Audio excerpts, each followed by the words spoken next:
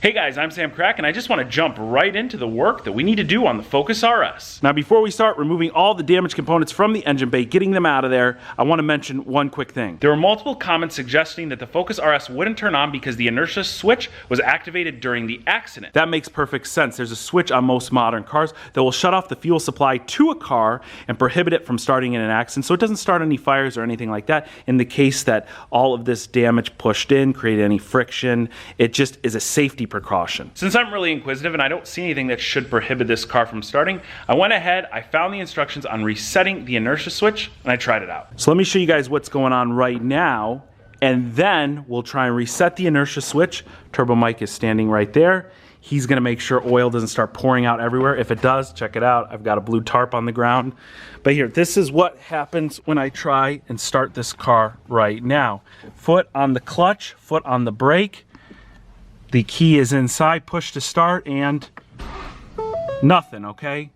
So, in order to reset the Inertia switch, if this happens to be the case, you shut the car off, accessory power to the car on. I'm gonna roll the window down so Mike can communicate with me. You turn the accessory power off. I'm gonna do it one more time. Turn the accessory power on, accessory power off. Now you try and start it for real.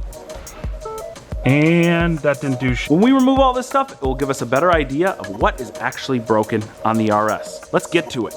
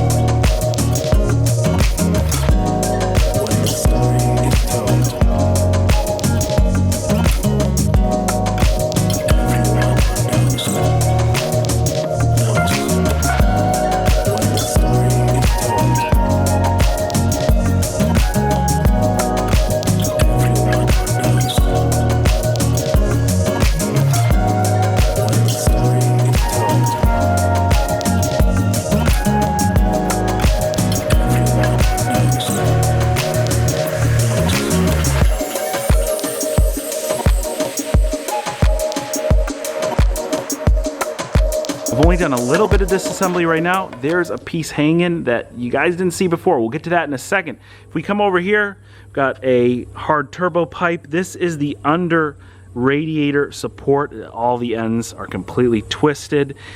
This intercooler is also twisted and damaged. We're gonna get an aftermarket one of those. The main reason I thought this car wouldn't start was because this pipe was so kinked, and if you take a look at it, this should be, you know, a round pipe all the way through, and right here it's like a pancake. So this is still really flattened. Right here in the middle, we slide the insulation off, there's these metal rings, and they obviously were pinched in the accident. So that still could be one of our issues, but what I think is pretty obvious right here, I'm pretty sure this is the main ECM. Now Ford places these low in the engine bay. I've seen this happen before on another car I rebuilt, a Lincoln in particular. Here is the ECM case. I gotta get a new one of those. Obviously I don't like this just hanging by the wires. But the suspect thing is this harness right here. There's nothing plugged into it. The harness is not damaged. And either this is a spare extra wire or there's something pretty major that this plugs into that's missing. That could be a culprit as why this car won't start as well. But this is all plugged in. Everything here looks good. The underside of the car has oil all over it. It seems to be coming from up above. In my Fiesta ST, which had similar front end damage, the valve cover was actually cracked. Now we definitely need to figure out what that is before we take it to the frame shop and get that fixed, because we don't want oil pouring out everywhere when you start the car. But since that intercooler has been removed, I pulled this pipe down a little bit so it's a little less squished. I want to see if our startup sounds any different. When you're working on your own cars, guys, make sure that you take one of the battery terminals off so there's no power to anything, especially on a car like this where there's a ton of unknowns. We don't know what we're going to encounter under there, any loose connections, any major wires. You just don't need to get shocked. That'll ruin your day. Foot on the clutch, foot on the brake. Now if this actually turns on, we're going to shut it off immediately because I don't want any oil going anywhere. But here we go. Same thing.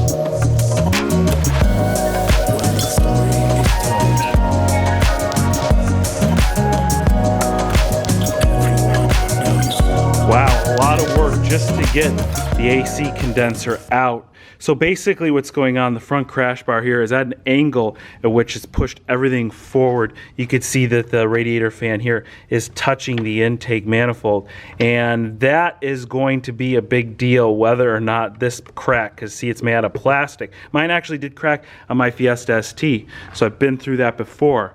The nice thing is, in a front end collision like this, you know, most of the front end stuff just kind of falls off. This has been one of those awkward ones, so it's taken a little bit longer, and the pry bar has been my very good friend. If it were up to me, I would take a Sawzall out and just cut this down the center or something to release some of the pressure off it to make everything really easy. But we got to keep this intact. It will just make the job easier and cleaner when they go to pull the frame initially. So we're going to continue trying to get this fan and radiator out here. That might give us a clue as to what line down here might be leaking oil, because there's oil everywhere. A lot of the coolant is already gone. That's about how much I collected whenever I took one of the coolant hoses off. So let's get this finished so we can diagnose what in the heck is keeping this thing from starting.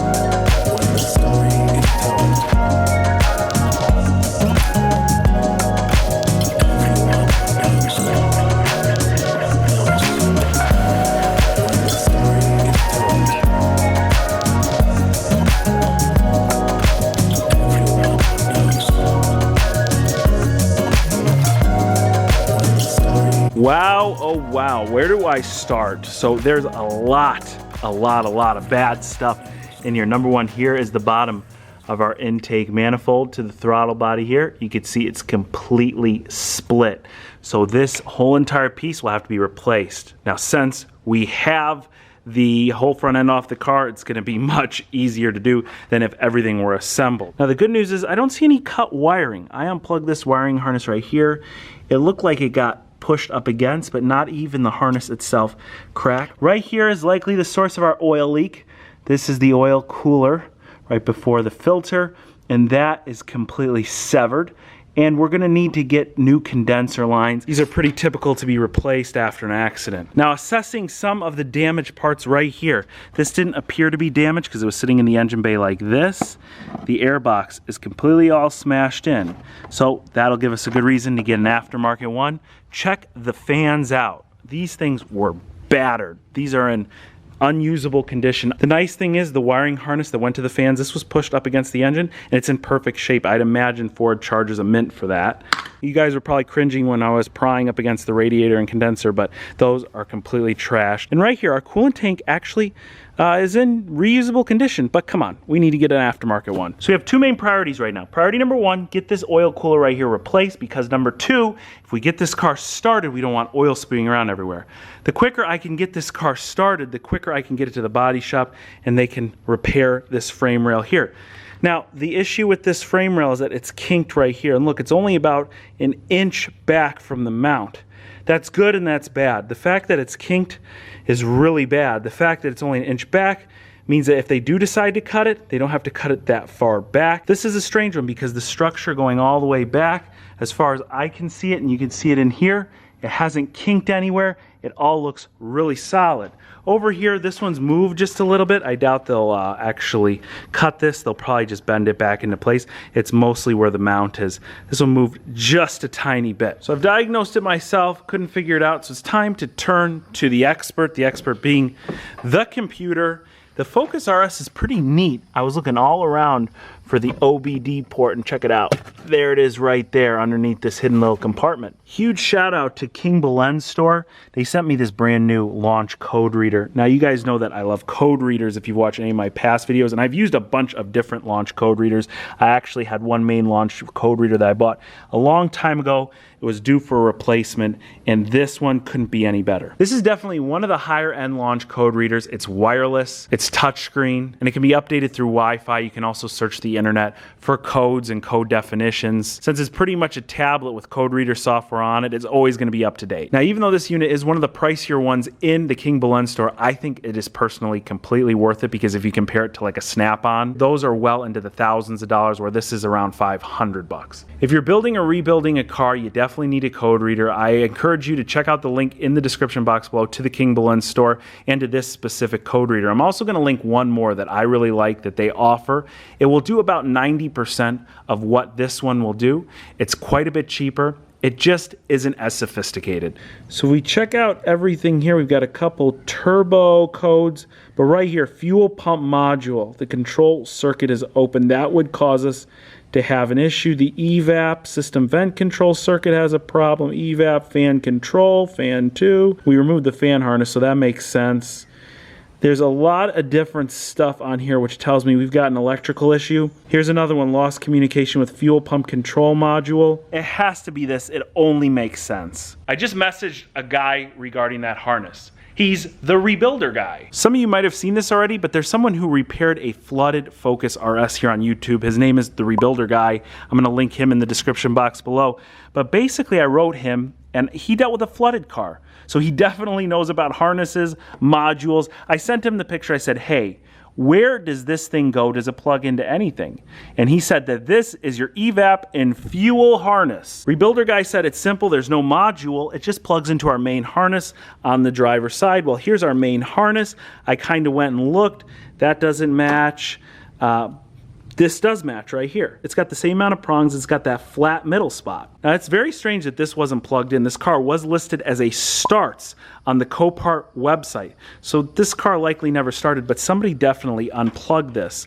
So if we snake this down below, this should do it. I'm gonna just do a quick restart a few times. 2. Oh, no, oh, there we go. 2, hit the brakes. Restart, now clutch is in. Let's do it. Oh, yep. That did it! Strategic placement of that drip pan too, if I don't say so myself. Wow, we only got a little drop right there. So we got the engine started and we don't have a mess, woohoo! I'm so stupid sometimes. I obviously didn't see the oil there or wherever it was. I'll go back and look at the footage, but tracked it here and here and here. Give me a break. I need to do a cleanup. All right, I've got my mess cleaned up. I've got a Ford Focus RS disassembled into 1,000 different parts, but it starts, which is awesome. I really want to thank King Belen again for sending me that code reader that allowed us to pinpoint that we definitely had an electrical issue. I want to thank the rebuilder guy for telling me exactly where that plug went into, and I want to thank you guys very much for watching this part of the rebuild series. If you enjoyed it, be sure to hit that like button. I've got a few parts on order. We're gonna get this thing in good shape to send to a body shop, get that framework knocked out, and then everything, well, there's a good amount more stuff to do from there. So until then, guys, I appreciate you watching, and I will catch you very soon.